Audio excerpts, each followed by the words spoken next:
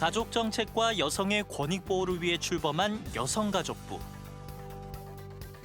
2001년 출범 이후 아동 청소년을 위한 안전망 구축과 경력 단절 여성의 고용난 해소, 성범죄 근절과 피해자 지원 등 평등 사회 구현을 위해 다양한 노력을 하고 있는데요.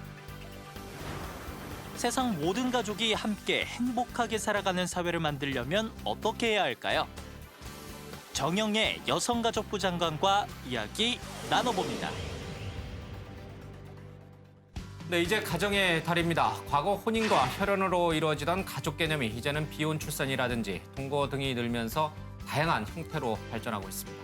지난해 조사를 보면 10가구 가운데 6가구가 1, 2인 가구라고 할 정도죠. 네, 시대가 변한 만큼 기존의 가족 대책도 달라져야겠죠. 오늘은 정영애 여성가족부 장관님과 함께 이야기 나눠보도록 하겠습니다. 장관님 어서 오세요. 네. 장관으로 취임하신 지 제법 시간이 흘렀죠? 한 4달, 5달 됐나요? 네 달 됐습니다. 예. 예. 어떠셨어요? 이렇게 막상 이렇게 한국의 여성 가족 문제를 총괄하시는 지위에 오르셨어요.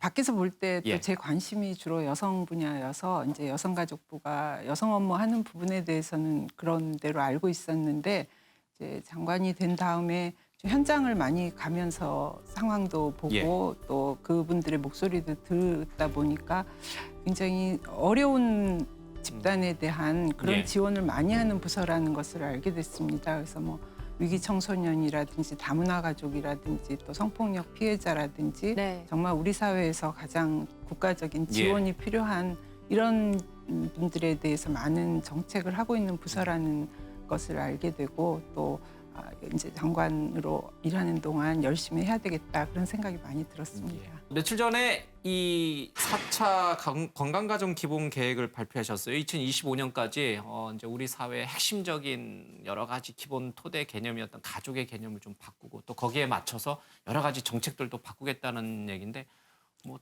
굉장히 사람들이 관심이 많더라고요. 예. 가족이 해체되는 거 아니냐 이런 이제 우려도 좀 있고요. 네. 장관님은 어떻게 그런 계획을 추진하게 되신 거예요? 건강가정기본법에 근거해서 매 5년마다 계획을 수립하도록 되어 있습니다. 그래서 이제 올해가 4차 건강가정기본계획이 시작되는 해였기 때문에 작년부터 이제 여러 가지 공청회도 하고 전문가 의견도 듣고 또 부처 간 수렴도 이제 정책 수렴도 하고 이런 과정을 거쳐서 이번에 하게 됐는데요. 특히 최근에 이제 우리나라 가족의 그 형태나 구조나 이런 것들이 굉장히 많이 바뀌게 되면서 건강가정 기본계획에 앞으로 5년 동안 이러한 변화들을 잘 담아내고 어려운 분들이 혜택을 받고 또 차별이 없어지는 그런 다양성을 좀 지원해내고 예. 할 수 있는 정책을 만들려고 노력을 했습니다. 배경에는 우리나라의 그 가족 구성 변화의 변화상이 좀 담겼더라고요. 그동안 어떤 흐름을 좀 보였습니까?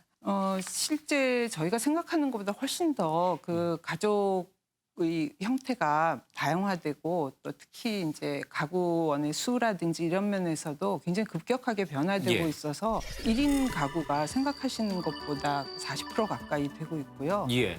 부부와 미혼 자녀로 구성된 네. 가구가 가장 이제 30% 정도밖에 되지 않는 예. 그러니까 생각하는 것과 현실 사이에 참 많이 차이가 있었습니다. 그래서 그런 부분에 그 다양한 가족의 형태 예. 그리고 또 생각과 달리 굉장히 다양한 법 안에 들어오지 못하는 가족들도 많이 있고 또 위기 형태에 속해 있는 상황이라든지 새로 다문화 가족이 증가한다든지 이런 부분들에 대해서도 청소년 문제나 네. 예. 또는 다양한 그 집단 또는 뭐 폭력 피해 이런 부분들도 담아내려고 노력을 많이 했습니다. 예. 이렇게 가족 구성이 변화를 거쳤다면 그들을 돌보는 정책 또한 좀 달라져야 된다는 생각이 듭니다. 이번 계획 안에 어떻게 반영이 좀 됐습니까, 장관님? 우리나라에서 이제 여성들이 이건 조금 다른 문제이지만 경제활동 참가율이 낮다든지 아니면 경력 단절이 된다든가 이런 모든 문제들이 이제 돌봄하고도 연결되어 있고 코로나 상황에서 여성들이 특히 경력 단절이 많이 이루어지게 됐는데 그 부분도 물론 여성들이 한 일자리의 문제 그들이 갖고 있는 뭐 대면 서비스업에 많이 일을 한다든지 고용 상황이 불안정하다든가 이런 문제 말고 이제 재택 근로를 많이 하게 되면서 돌봄 이슈가 굉장히 어려운 문제가 예. 됐죠. 네. 그래서 그 부분 때문에 여성들이 많이 어려움을 겪고 있는데 이 4차 건강가정 기본 계획에서는 이제 그런 문제들을 해결하기 위해서 다양한 내용들을 담고 있습니다. 뭐 지금 현재 보육 어린이집이라든지 그런 보육시설, 유치원, 뭐 또 교육부에서 하는 방과 후 돌봄 이런 것들이 다 보다 더 공공성을 가지고 확대되어야 하는 예. 부분도 있지만 지역 단위에서 이루어지는 돌봄 공동체 모델을 개발한다든지 아니면 이제 저희가 주도해서 하는 맞춤형 돌봄인 아이돌보미 사업이라든가 예. 이런 것들도 집으로 오는 돌보미의 자격이라든지 이런 것들도 전문화하고 예. 또 그 노동에 대한 이제 노동자로서의 권리나 이런 것들도 보장하는 그런 노력도 함께 해가야 될 것이고요. 네. 또 이제 노인 돌봄의 문제도 사실 굉장히 우리가 고령 예. 사회로 접어들면서 심각하기 때문에 이제 주로 복지부가 주도해서 하게 되겠지만 그런 돌봄 종사자들에 예. 대한 처우 개선이라든지 뭐 휴가제라든지 또 가족이 돌보는 경우에 대해서도 그에 대해서 지원을 해준다든지 또 뭐 다양한 부분에 있어서 이런 이제 돌봄을 위한 세대별 지원도 해야 될 것이고 또 하나는 1인 가구가 증가하면서 네. 1인 가구들이 이제 스스로를 돌봐야 하는 여러 상황이 생기게 되기 때문에 예. 생활상의 어려움이라든지 예. 또 정서적인 외로움의 문제라든가 뭐 경제적인 문제도 물론 있지만 그래서 사회적 고립이나 고독이나 생활상의 불편을 해결하기 위한 그런 사회관계망 네. 지원이나 상담 지원이나 이런 것들도 이제 함께 담고 있습니다. 네. 그리고 또 과거에 비해서 다문화 가정도 굉장히 늘었습니다. 예. 이 다문화 가정을 좀 챙겨주기 위한 대책안들도 이번 계획안에 포함이 된 건가요? 저희가 출산율이 이제 많이 낮아지면서 아마 세계에서 거의 최저의 맞아요. 상황일 예, 겁니다. 그러면서 이제 올해부터 이제 전체 총인구도 줄기 시작하는데요. 예. 반대로 이제 다문화 가족 비율이라든지 실제 다문화 출생이라든지 이런 것들은 이제 조금씩 증가하고 있습니다. 그래서 현재 다문화 가족 구성원이 전체 인구의 한 2% 정도 되고요. 예. 다문화 출생은 이제 전체의 한 6% 가량 됩니다. 그리고 그것이 매년 조금씩 증가하고 있습니다. 근데 우리 사회에서의 다문화 수용성은 오히려 조금씩 낮아지고 있는 상황이에요. 그래서 그 부분에 대해서 이제 다문화 가족이라든지 다문화 자녀들이 이제 차별이라든지 소외를 겪고 있게 될 가능성이 높아지는데요. 예.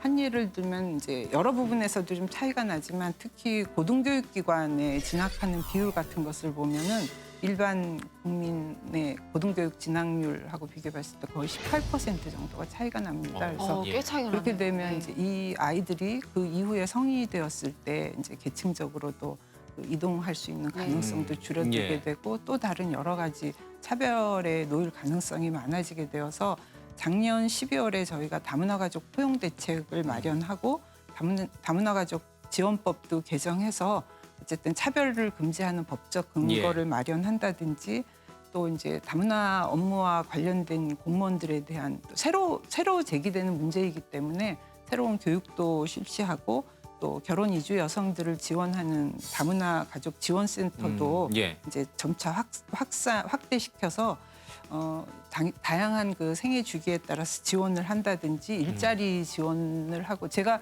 얼마 전에 다문화 가족 지원센터에 갔는데 예. 은행원으로 취업한 다문화 여성도 만났어요. 그러니까 굉장히 본인도 열심히 노력해서 언어적인 장벽도 극복하고 우리 사회의 여러 시스템도 습득해서 성공하기 시작하는 그 굉장히 보기가 좋고 더 열심히 지원해야 되겠구나 예. 이런 생각도 하게 됐습니다. 열심히 노력해서 이제 예. 그런 다문화 가족이라든지 이런 분에 대해서 차별은 없는지 좀 되돌아봐야겠군요.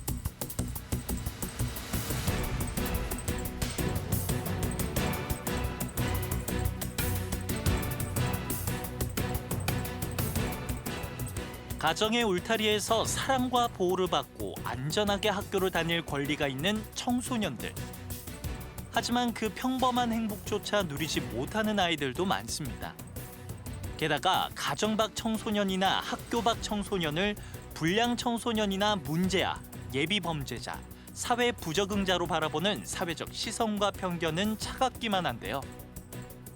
우리나라의 미래를 이끌어갈 모든 청소년이 사회 보호망 속에서 살아갈 수 있도록 우리 정부는 어떤 노력을 하고 있을까요?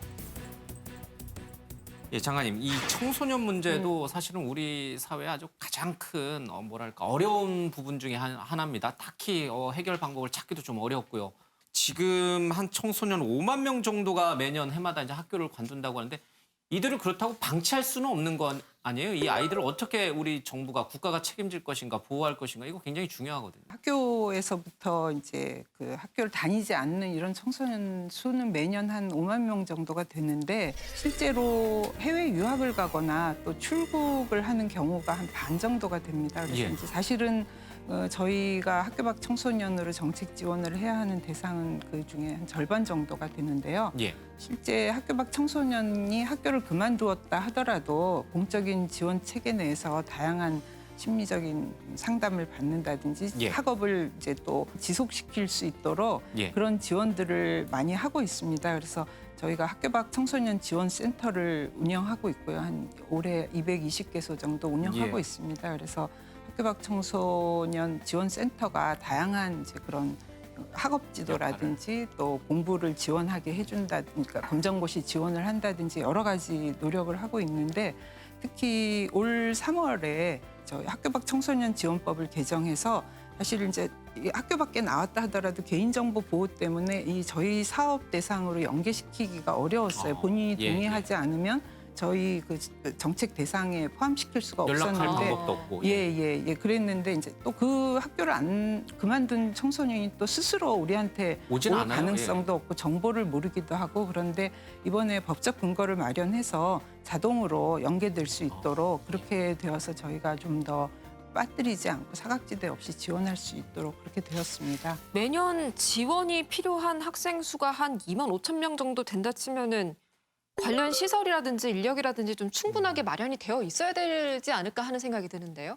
뭐 다양한 방식으로 청소년들을 지원하고 있는데요. 아까 말씀드렸던 것처럼 가장 이제 이 청소년들이 정책 수요가 높은 것이 검정고시 지원입니다. 그래서 그런 학습이나 진로 지원을 위한 뭐 꿈드림 멘토단 이래가지고 좀 더 대학생이라든지 교사들이 이 학생들의 검정고시 지원을 해준다든지 아니면은 이 학생들이 스스로 원격 교육이나 이런 강의를 듣고 싶은 예. 수강권을 준다든지 이런 학습 지도를 위한 사업들도 하고요. 예. 또 이제 의무 교육을 마치지 못한 경우에는 교육부하고 협의해가지고 학교 밖 청소년 지원센터 프로그램을 통해서 예. 학력 인정을 할 수 있는 그런 기회도 예. 제공하고 있습니다. 그래서 또 진로 지원 강화를 위한 그런 이제 내일 이룸 학교라는 전문 직업 훈련 과정도 저희가 그 과정의 내용도 굉장히 다양화해서 많은 청소년들에게 도움이 되도록 하고요. 또 최근에는 이제 직업 체험을 할 수 있는 그런 직업 역량 강화 예. 프로그램도 제공하고 있습니다. 그래서 다양한 또 청소년들 수요에 맞는 그런 내용으로 도움을 제공하기 위해서 노력하고 있습니다. 학교 안에 있는 학생들도 사실은 예.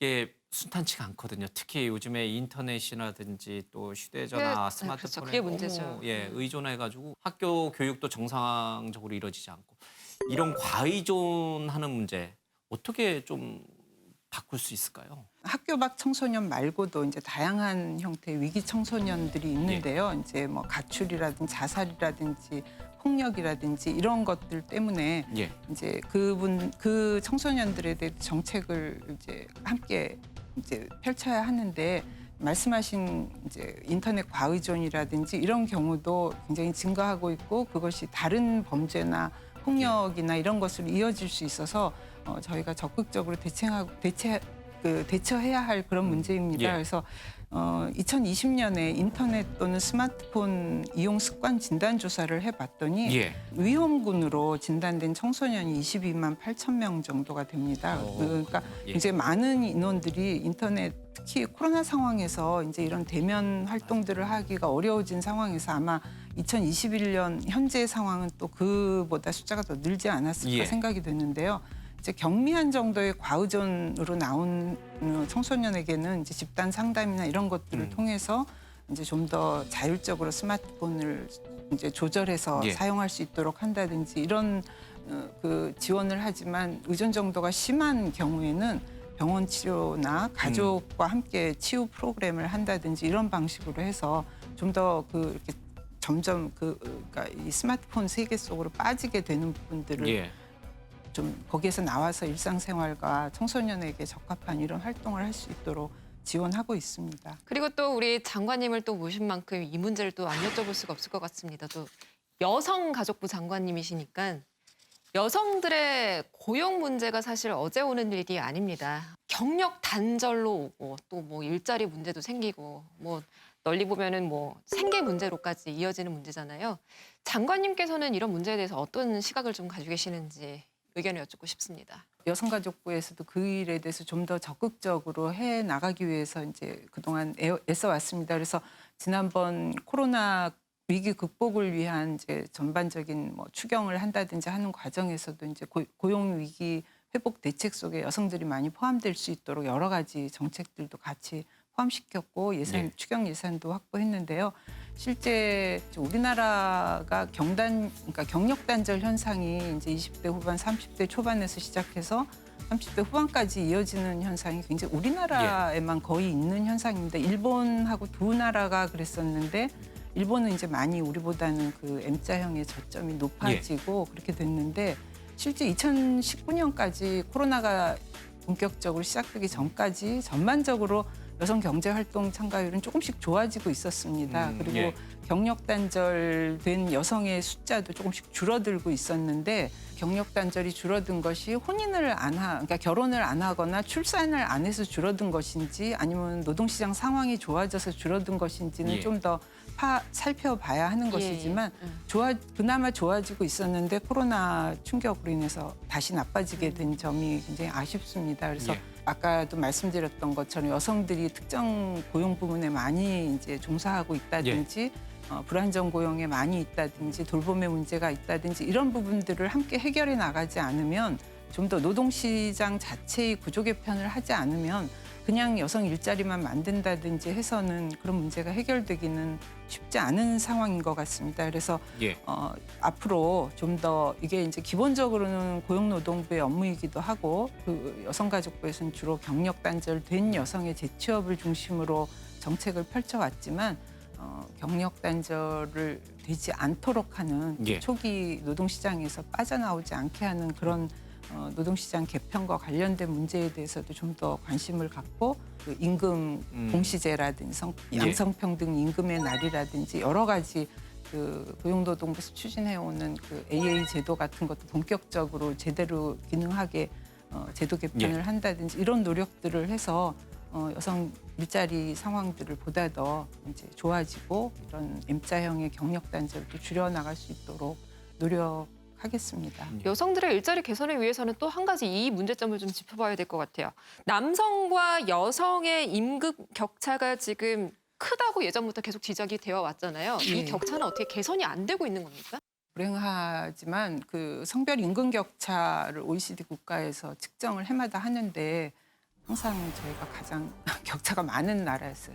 시작했을 때부터 여태까지. 같은 직위에서 같은 일을 그렇지 해도 않고요. 그 성별 임금 격차를 측정할 때는 전체 여성과 전체 남성을 전체 여성과 전체 남성 비교하기 때문에 이제 직위가 낮다든지 저임금직에 주로 종사한다든지 뭐 이런 것들이 다 포함되어서 그러니까 특정 직위의 남녀 격차만을 따지는 것은 아니어서 생각하시는 것보다 이 격차가 34% 정도 되는데 4%. 그렇게 치면은 똑같은 일을 하고 여성이 3분의 2밖에 못 받는다기보다는 전반적으로 우리나라 여성의 고용 상황이 남성에 비해서 한 3분의 1 정도는 이제 저평가되고 있다든지 뭐 그렇게 낮은 대우를 받고 있다 이렇게 볼 수 있을 거예요. 그러니까 OECD 평균이 한 12%니까 평균이 그렇다는 거는 낮은 국가는 한 5, 6, 4, 5%밖에 안 된다는 거거든요. 그런 것에 비하면 우리는 아직까지 갈 길이 굉장히 먼 셈이죠. OECD 꼴찌였군요, 우리나라. 그러네요. 그 격차가 제일 큰 나라였고.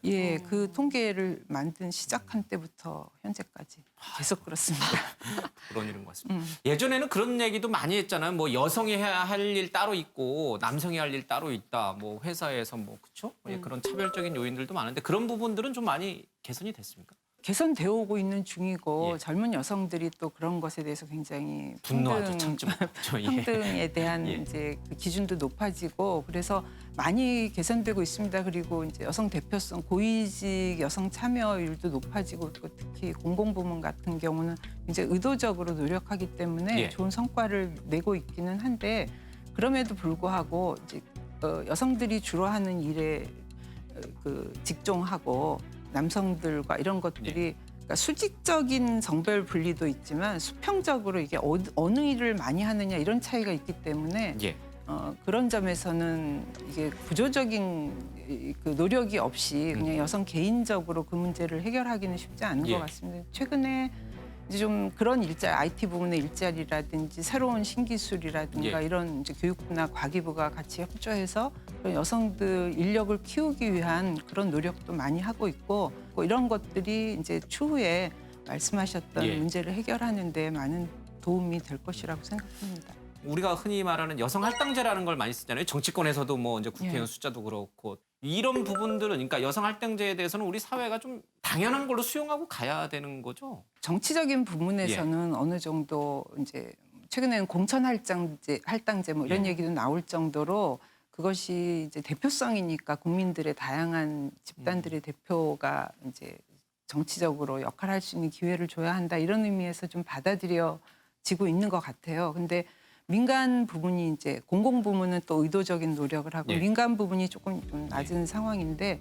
이제 최근에는 이제 자본시장법 그 이제 내년부터 적용될 그것으로 인해서 이사 중에 한 명 이상을 뭐 여성으로 해야 한다는 그 규모에 따라서 다르게 그런 인위적인 노력도 하고 있고 그러니까 인력의 다양성을 확보하는 것이 기업의 이익이나 뭐 주주 가치, 예. 뭐 수익률 이런 면에서 실제로 도움이 된다는 그런 통계들이 많이 있습니다. 그래서 예. 외국에서는 그런 이제 여성 인력 내지는 다양한 인력을 키우기 위한 그런 위원회 같은 것도 이제 제일 만들어지죠. CEO 바로 직속으로 운영하기도 하고, 근데 우리는 예.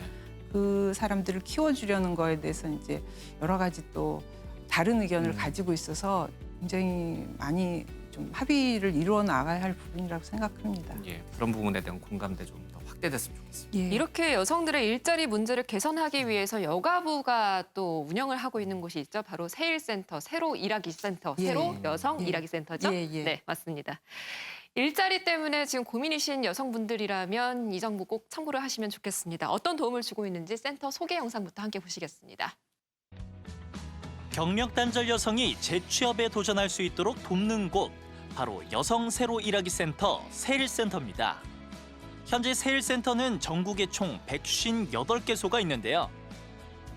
이곳에서는 3D 프린팅 설계 엔지니어 과정부터 품질 관리사 양성 과정, 콘텐츠 디자이너 양성 과정 등 총 744개 과정의 직업교육 훈련을 진행하며 경력이 단절된 여성들의 취업을 돕고 있습니다. 2019년 한 해 동안 세일센터를 통해 취업에 성공한 여성은 총 17만 명. 세일 여성 인턴을 수료한 여성의 취업률은 무려 96.5%에 달하는데요. 내가 하고 싶은 일을 현실로 만들어주는 여성 새로 일하기 센터. 앞으로 더 많은 경력 단절 여성들이 세일센터를 통해 안전하게 사회로 복귀할 수 있기를 바랍니다. 일자리를 구하고 싶은 분들이라면 지금 굉장히 귀를 좀 쫑긋하고 계실 것 같아요. 어디에다 도움을 청하면 됩니까, 장관님? 예, 뭐 완벽하지는 않겠지만 어쨌든 취업을 하는 데 있어서 어려움을 겪고 계시는 경력 단절 여성분이 계시다면은 거주지 인근에 여성 새로 일하기 센터가 있습니다. 그래서 예. 거기 1544-1199로 전화하시면 예. 지금 상담도 하단으로 나가고 받으실 있습니다. 수 있고, 네. 예, 그래서 1차적인 도움은 거기서 받으실 수 있는데요. 그 세일센터가 이제 전국 시군구에 한 158개소가 있습니다. 그리고 취업 상담이라든지 직업 훈련, 뭐 직무 체험 연계 다양한 그런 지원들을 원스톱으로 하니까 예. 1차적으로 상담 받으시고 거기서부터 또 그다음 훈련이 어디에서 어떤 걸 받을 수 있을 것인지 또 그 다음 단계를 받아가시면 도움이 많이 되실 것으로 생각을 합니다. 일자리를 고민하시는 경력 단절 여성분들이라면 세일센터를 참고하시는 게 굉장히 좋겠습니다. 자, 이제 다음으로 우리 사회의 정말 큰 고민이자 이슈가 아닐까 싶은데요. 바로 N번방과 박사방과 같은 디지털 성범죄 사건들입니다. 갈수록 늘어나는 추세에 있는데 끊어낼 수는 없는지 먼저 그 대응책을 알아보도록 하겠습니다. 영상 보시죠. 성착취 동영상을 유포하며 금전 수익을 얻었던 일명 텔레그램 N번방 사태. 우리 사회에 방치되었던 디지털 성범죄의 잔혹함과 위험성을 알린 계기가 됐는데요. 하지만 피해자들의 고통은 여기서 끝이 아닙니다. 디지털 성범죄를 근절하고 피해자들을 돕기 위해 우리 정부는 어떤 대책을 마련하고 있을까요? 앞서 이제 잠깐 언급했습니다만 이제 성폭력, 디지털 성범죄 얘기도 잠깐 좀 듣고 가야 될 것 같습니다. 이걸 근본적으로 차단할 수 있는 방법, 그러니까 여가부가 이걸 다 해결하라고는 할 수는 없어요. 뭐 전 사회가 다 이 부분에 대해서 관심을 가져야 되는데 그래도 주무부처니까요. 나름의 그렇죠. 좀 고민이 클 것 같아요. 작년 4월에 이제 여가부를 주축을 해서 정부 합동으로 디지털 성범죄 근절 대책을 수립했습니다. 그래서 관련 부처끼리 저희가 함께 지난주에도 예. 회의를 했었고요. 이제 1주년 동안 얼마나 진전이 됐고 어떤 문제가 있는지 앞으로 어떻게 해가야 할 것인지 어쨌든 작년에 그런 대책을 수립한 이후에 디지털 성범죄 관련된 규정들도 굉장히 강화하고 예. 양형 기준도 마련하고 또 의제강간 연령을 그러니까 아동 청소년 같은 경우에는 동의를 했다 하더라도 그것이 진정한 동의라고 하기 어렵기 그렇죠. 때문에 예. 그게 원래는 13세였던 것을 16세로 상향 조정한다든지 또 범죄 피해자 지원을 위해서 성착취물에 대한 모니터링을 하기도 하고 또 그런 피해를 입은 사람에 대한 상담이라든지 예. 삭제 서비스라든지 이런 디지털 성범죄 피해자 지원센터도 기능도 강화했습니다. 그리고 계속해서 새로운 범죄들이 발생하기 유형이 때문에 예. 맞아요. 이게 앞서 나가는 게 참 어렵고 항상 뒤쫓아 나가는 그런 아쉬움이 있습니다. 온라인을 통해서 어린아이와 청소년들을 성착취를 목적으로 해서 유인하는 행위, 그러니까 온라인 그루밍이라고 부르잖아요. 이렇게 그루밍을 하는 사람들에 대해서도 처벌을 할 수 있는 법안이 좀 마련이 되어 있는 거죠, 지금? 예, 지난 3월에 저희가 이제 아동 청소년 성보호법을 개정하면서 이 부분을 처음으로 이 온라인 그루밍의 정의부터 시작해서 새로운 법안을 마련했습니다. 네네. 그래서 이제 이 법을 통해서 성적 대화라든지 성적 행위 유인 또는 권유를 통해서 아동 청소년을 성적으로 착취한다든지 이런 범죄들을 선제적으로 막을 수 있게 되었고요. 무엇보다도 이제 이 법에 불법 촬영물이라든지 이런 아동 청소년 대상 디지털 성범죄를 효과적으로 수사하기 위해서 경찰이 신분 비공개라든지 위장 수사를 할 수 있는 특례를 네. 마련했습니다. 이게 굉장히 어려웠던 부분인데요. 경찰인데 수사하러 간다 그러면 이미 이제 그 방은 다 폭파되고 없어지고 예. 이런 상황이기 때문에 이제 일반적인 수사와는 다른 특례 제도가 필요했습니다. 그래서 그런 부분들이 어쨌든 마련되었던 점에서 이제 경찰들도 굉장히 고무적으로 적극적으로 그 범죄를 차단하는 데 노력을 처벌할 하시기로 하셨고요. 굉장히 의미 있는 법 개정이었다고 생각을 합니다. 국내 여성학 박사 1호시잖아요. 그렇죠? 예. 예. 어떻게 보세요? 연구 학문적으로도 연구를 많이 하셨을 텐데 우리나라의 양성평등 수준은 어디까지 와 있습니까? 국제 통계들이 여러 가지가 예, 예. 있는데요. 그러니까 많이 혼란스러우실 텐데 어떤 통계는 보면 굉장히 우리나라가 세계적으로 순위가 높고 어떤 통계는 굉장히 하위에 있어서 예. 통계에 대해서 좀 신뢰하지 않는 그런 분들도 많이 계신 것 같습니다. 근데 기본적으로 이제 많이 쓰이는 통계가 대표적으로 두 가지가 있는데 하나는 UNDP에서 발표하는 성불평등 지수입니다. 유엔 개발 계획. 예, GII 지수라고 얘기를 하는데 그 경우는 이제 우리나라의 모성 보건 수준이라든지 또 뭐 여성 참여 수준이라든지 이런 것들을 포괄적으로 보는 것이기 때문에 거의 전 세계에서 한 10위권에 듭니다. 굉장히 높은 수준으로 나오고 예. 있고요. 반대로 이제 세계 경제 포럼에서 발표하는 이 수치가 많이 인용되는 수치인데 그 GGI라고 성격차 지수는 전체적인 우리나라 여성의 지위를 보는 것이라기보다는 남성과 여성의 차이를 보는 것이어서 다른 나라보다 우리가 훨씬 높아도 차이가 많으면 이 순위는 떨어지게 되어 있습니다. 남성과의 상대적 차별 차이를 그러니까 보는 남성도 아주 좋고 여성은 조금 좋다면은 이거는 큰 이제 거죠. 저 아프리카의 어떤 나라보다도 우리 순위는 낮아질 수밖에 예. 없는데 그 순위는 이번에 발표된 것이 156개국 중에 102위입니다. 그래서 거의 하위권이군요. 아까 10위권이었던 거하고 100위 넘어가는 거하고 편차가 굉장히 큰데 예. 쭉 얘기했던 것처럼 노동시장에서의 차이라든지 예. 또는 의사결정 분야에서의 고위직 여성의 참여가 낮다든지 임금 격차가 크다든지 예. 이런 것들이 이제 이렇게 순위를 낮게 하는 것이기 때문에 전체적으로 우리 여성의 지위가 높아지는 것도 중요하지만 이제 격차를 줄여나가는 예. 것이 국제적으로는 굉장히 우리나라 여성이나 사회 발전의 정도를 이제 보여주는 데 있어서 중요한 부분이라고 생각이 듭니다. 이제 임기 한 4, 5개월 이제 지나오셨지만 그래도 내가 이 여성가족부 장관으로 있는 동안 이 일만큼은 꼭 마무리 짓고 내지는 꼭 추진하고 싶다 이런 게 있을 것 같아요. 일단 이제 사실 성평등 관련 업무가 애초에 출발했을 때 중요한 업무였는데 그런 것들이 현장하고 좀 와닿지 않았던 그런 부분들이 많이 있었던 예. 것 같아요. 그래서 좀 실효성이 있도록 그런 부분들 개선돼서 정말 그 성인지적 관점에서 여러 가지 정책들이 추진될 수 있도록 하는 노력이 필요할 것 같고요. 청소년 업무에 있어서도 정말 자라나는 청소년들이 네. 아까 얘기됐던 위기 내지는 폭력이나 범죄 쪽으로 가는 것이 아니라 정말 창의적이고 새로운 세대의 주인이 될 수 있도록 예. 그러한 지원들을 해나가면 좋겠습니다. 그래서 여성가족부가 하는 일들이 평등하게 다른 사람을 배려하면서 이렇게 살아가는 데 도움이 될 수 있도록 같이 노력을 해갔으면 좋겠습니다. 장관님의 말씀을 들어보니까 오늘 우리가 안전한 일상을 누리고 또 차별 없이 존중받을 수 있도록 여성가족부가 여러 분야에서 다양한 노력을 하고 있다는 걸 저희가 좀 알 수 있었습니다. 예. 이런 노력들이 결실을 맺어서요. 우리 가족 구성원 모두가 평등하게 사는 사회를 또 꿈꿔보도록 하도록 하겠습니다. 자, 오늘 토요 포커스는 여기서 모두 마치겠습니다. 시청해주신 여러분 고맙습니다.